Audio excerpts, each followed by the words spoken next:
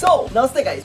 Mister मैडिक की अत्यंत ही शांत बट मोस्ट कंट्रोवर्शियल टॉपिक में आप सबका स्वागत है। देखो क्या है कि कंट्रोवर्शियल टॉपिक्स का क्या है कि एक टॉपिक जाता है, दूसरा टॉपिक आता है। अभी के टॉपिक में मैं बात कर रहा हूँ एनीमे फैंस के लिए, जिनको डार्क एनीमे फैंटेसीज के साथ साथ बहुत ही mind blowing twist plus revenge देखने का शौक है। बेसिकली तो मैं बताऊँ रीडो द हीलर। वैसे देखा जाए तो एनीमे पीपल्स लोग इस एनीमे का नाम भी नहीं लेते, but I my self love this anime. इसके जैसा और कोई एनीमे ढूंढने में मैंने इतना टाइम वेस्ट कर दिया, इतना टाइम वेस्ट कर दिया, इतना टाइम वेस्ट किया कि पता ही नहीं यार कितना टाइम वेस्ट कर दिया। पर सच बताऊं तो मुझे कुछ नहीं मिला, क्योंकि इसके मुकाबले आई मीन नॉट इसके, क्योंकि मैं एडिट कुछ नहीं करता इस चैनल पे, रीडो द हीलर के मुकाबले कोई और एनीमे है ही नहीं। मैंने ट्राई किया, हर जगह ढूंढा, कहीं मिला ही नहीं, इसके लेवल का कुछ मिला ही नहीं। और तुम्हें लगता है कि तुमने इसके लेवल का कुछ ढूंढा तो मुझे बताओ, क्योंकि मुझे अपना माइंड ट्विस्ट करना है। रीजन क्या है कि इस एनीमे का सीजन 1 आया था, सीजन 2 कभी रिलीज नहीं हुआ बिकॉज ऑफ सम रीजंस। इसका जब तक राइटर या डायरेक्टर या कोई तो मर गया था, तो इन्होंने कभी प्रोडक्शन में लाया नहीं।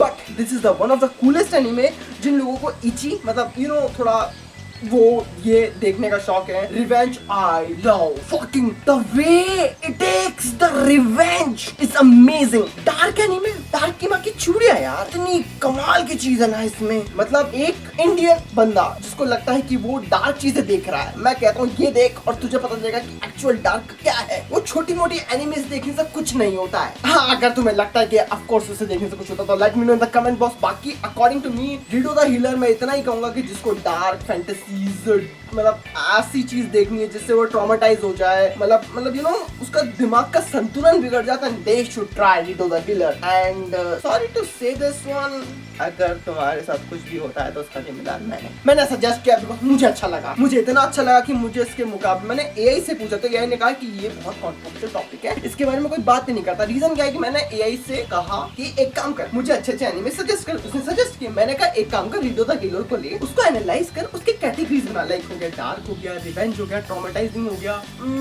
2-3 और थे, इची इज वन ऑफ देम, है ना, एक्शन हो गया, है ना। ये ऐसे उसने सेगमेंट्स बनाया। मैंने कहा कि जितने भी तूने सजेस्ट करे ना ऑल ओवर द वर्ल्ड, तो एक बार सर्च कर ले गूगल पे, जो भी तुझे करना है। उसने वो किया एंड उसने मुझे ऑप्शन दिया। मैंने कहा कि इन सब पे टिक लगाता रहना कि कौन कौन सा किस जोनर में फॉल करता है, और लास्ट में परसेंटेजेस बताना कि कौन सा किस जोनर में लाइक इसके मुकाबले में है। तो गेम ऑफ थ्रोन उसके हिसाब से आया था, but according to me game of throne उतना नहीं लगा मुझे, क्योंकि मैंने देखा ही नहीं है। बट वो लाइव एक्शन है और ये एनीमे है, दोनों डिफरेंट है। तो you got it my point. तो मैंने इवेंचुअली देखा, मैंने कहा देखो यार 100% तो कुछ आ ही नहीं रहा है ना, तो क्या रीडो द हीलर बेस्ट है? इसके बारे में एनालाइज करो, देखो कितने रिव्यूअर्स इसको रिव्यू किया और उन्होंने इससे अच्छे क्या ऑप्शंस दिए। तो उन्होंने कहा कि नहीं लोग बात ही नहीं करते इसके बारे में। मैंने कहा लोग इसके बारे में बात क्यों नहीं करते? मैं करता हूँ और अब तुम भी करोगे।